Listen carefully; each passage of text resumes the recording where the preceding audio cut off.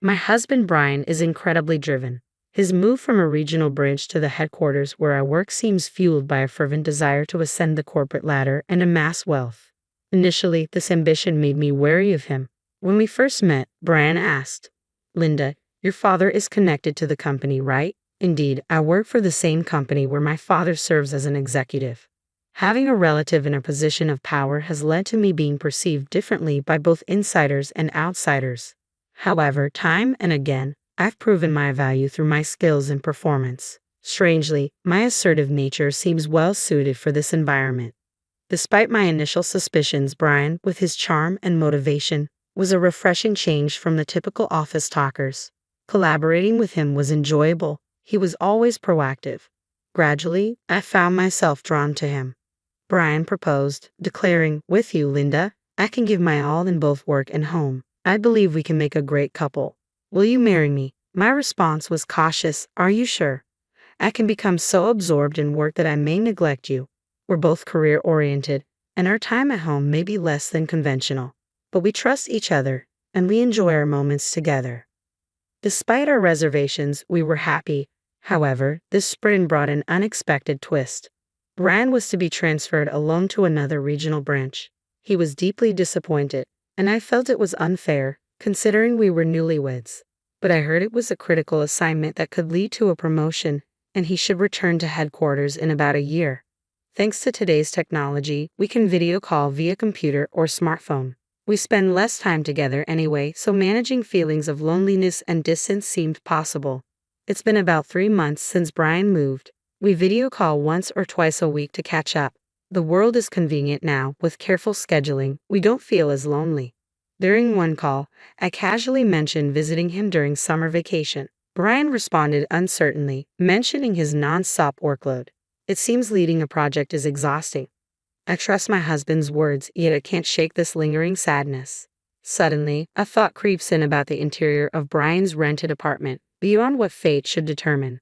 Perhaps he's too busy to clean properly, I initially rationalize. But as I glance at the tidy portion of the room visible on the screen, I'm struck by its unexpected neatness. It's impressive how he manages amidst his busy schedule.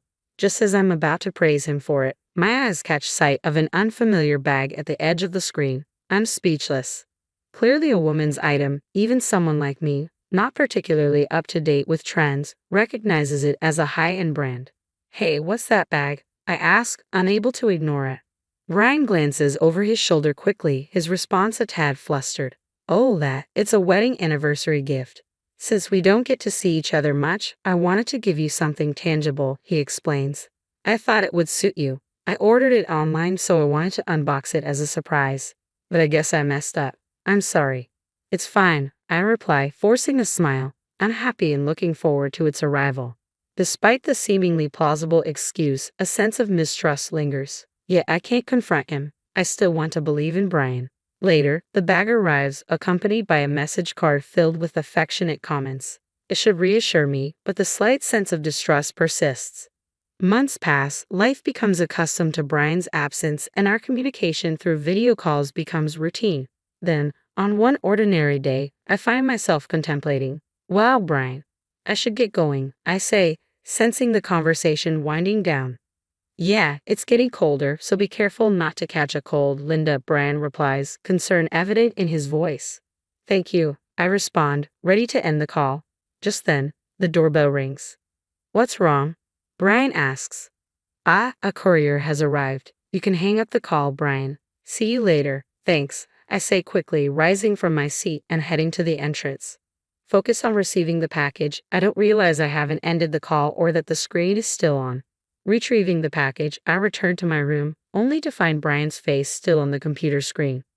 I guess this is the end of the call," I start to say when something unbelievable catches my eye. I instinctively cover my mouth with my hand. On the other side of Brian's desk, there's a bed, and an unknown woman sits upon it, bathrobe-clad despite the daylight. Even more shocking, the same bag I received as an anniversary present lies beneath the bed. Memories of a long-forgotten suspicion resurface. Brian had indeed brought another woman into his apartment, not just once or twice. She seems completely at ease, playing with her smartphone. "You seem to be having so much fun chatting with your wife," the woman says, a mocking cackle in her voice, unaware that I'm listening. That might be true, but she's not here now, Brian replies, a grin on his face. You're such a jerk, the woman retorts. The real jerk is you, leaving your bag out in plain sight. I had to buy the same bag just to camouflage it. It was expensive, you know. That's your own fault. It's a shame that a luxury item like that is wasted on her. She has no sense of fashion. As they continue their banter, I can't bear to watch any longer. I shut down the computer, unable to put my feelings into words. Regret flooded over me. Was the bag Brian gifted me truly an anniversary present, or merely a cover-up for his infidelity?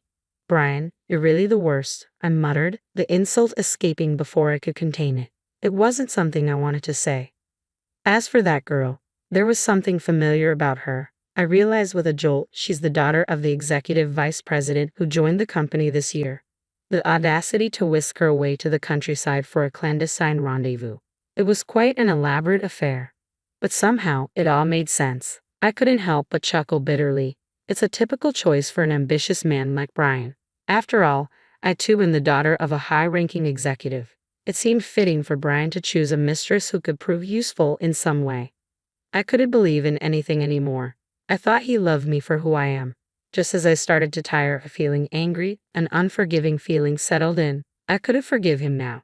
So, I decided to uncover the truth. A few days after that shocking video call, Brian suggested we spend some leisure time together. Perhaps he thought it would look bad if we didn't pretend to be friendly from time to time. With a feigned eagerness, I agreed, clutching the purse he had given me. I visited the apartment he had rented. Wow, I keep it pretty clean, don't I? I'll go get us some iced tea, Brian remarked, heading towards the kitchen, unaware of my internal turmoil.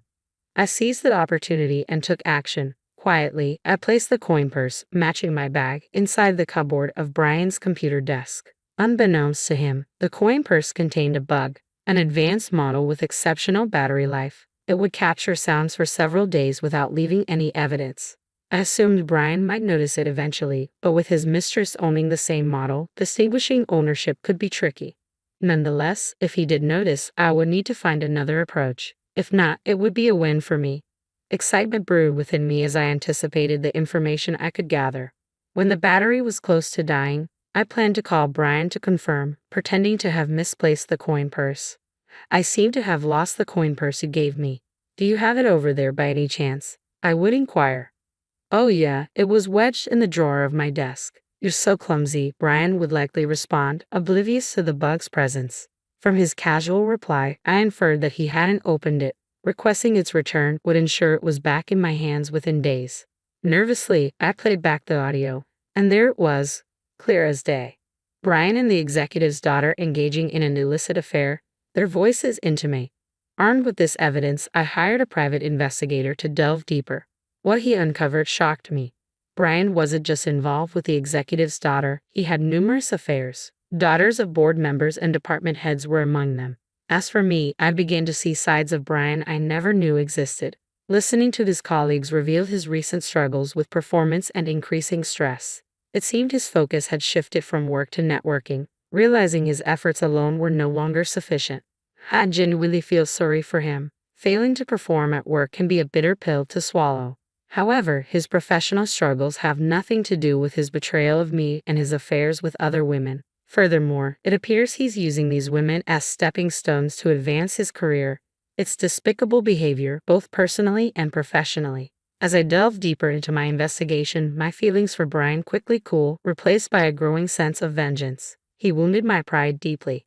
Brian's work assignment away from home ended sooner than expected. Less than a year later, he returned home, and to celebrate his return, I arranged a party with both our parents, complete with a lavish feast delivered to our door.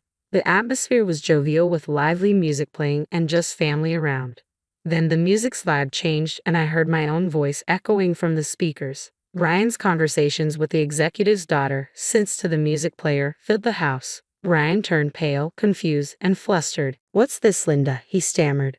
I had already briefed my parents about the situation, but Brian's parents were in a state of panic upon hearing their son's voice intertwined with a woman's they didn't recognize. They confronted him, demanding answers. "Brian, what's the meaning of this? Surely, you're not cheating on Linda?" They pressed, their voices laced with concern. I played the audio recordings of Brian's conversations with the other woman, obtained with the help of the investigator. Finally, Brian realized that I knew about his affairs. Linda, you knew everything, didn't you? He trembled, turning to me with a question, his face pale. Despite his fear, I smiled. Why not consider marrying the CEO's daughter next? That'll lend you the CEO position in a snap, I suggested, a bitter edge to my tone. Brian's face fell, his despair evident. You also prefer a successful man on the fast track to promotion, right? It was a necessary step for my career. Please overlook it, he pleaded, clinging to me. But what about us? Is our marriage just a step towards your success? I challenged, my voice tinged with hurt. No, that's not it at all, Brian insisted, though his words seemed forced. You're special. Despite his reassurances, Brian appeared flustered. My father stepped in, his gaze piercing. Brian, did you approach my daughter to take advantage of my position? Tell us the truth. Brian hesitated before confessing. Initially, it was about getting ahead. Even though other women were merely tools for my advancement, I am truly serious about Linda. I promise I won't cheat again. Please forgive me this time. I want a chance to make it right.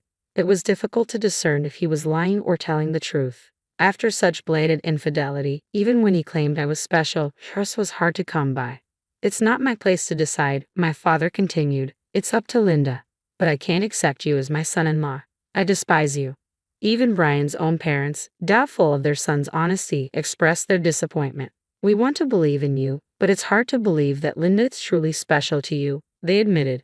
My father's words stung, but it was clear that the disbelief of Brian's own parents hurt him the most. Despite their opinions, the decision to trust Brian or not was mine alone. In the end, I chose honesty about my feelings. I can't trust a man who has repeatedly lied to me, deceived me, and even ridiculed me with another woman. While I value my work and appreciate professional success, I've always aimed to achieve it on my own merits. I would never stoop so low as to use someone else for my own gain. But I'm telling you that you're different. Why are you abandoning me? We're married, aren't we? If you truly cherished me, why would you give me the same handbag that you gave to the woman you're having an affair with? And on our anniversary of all times, I confronted Brian, my frustration boiling over. Stop making a fool of me. I don't want to share a family with a lazy man who depends on others to get ahead. I want a divorce. With those words, it seemed Brian had given up. His shoulders drooped, and he began to sniffle out of frustration. He had just lost his most convenient stepping stone for his career, and it served him right. Exhausted, Brian was taken home by his parents, and it was unlikely he would ever return to our home. True to my word, I followed through with the divorce. After exposing Brian's wrongdoings to all the women involved, he was sued not only by me but also by all the women he had affairs with. Unable to pay all the settlement money, he was forced to sell all his properties and even had to take on debt.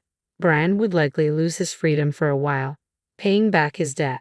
He voluntarily resigned from his company, but in reality, he was practically fired. Once the rumors of his actions reached the higher-ups, it was inevitable they would be furious. With rumors spreading around the office, he probably felt uncomfortable as well. Currently, he's working in a small factory, diligently paying back his debt. His parents came to apologize and told me about his situation. As for me, I have no intentions of ever meeting him again. Of course, I received alimony from Brian. Surprisingly, when I sold the handbag, which was the same as his mistress's, I was shocked to find it fetched almost the same price as a new one because it was barely used. It felt like a little bonus. After separating from Brian, I began to contemplate what marriage really meant and what's important in life. While my work remains crucial to me, I don't discount the possibility of having a family in the future. I might use the money from selling the bag to pamper myself a bit and prepare for a new romance, as I had to work today.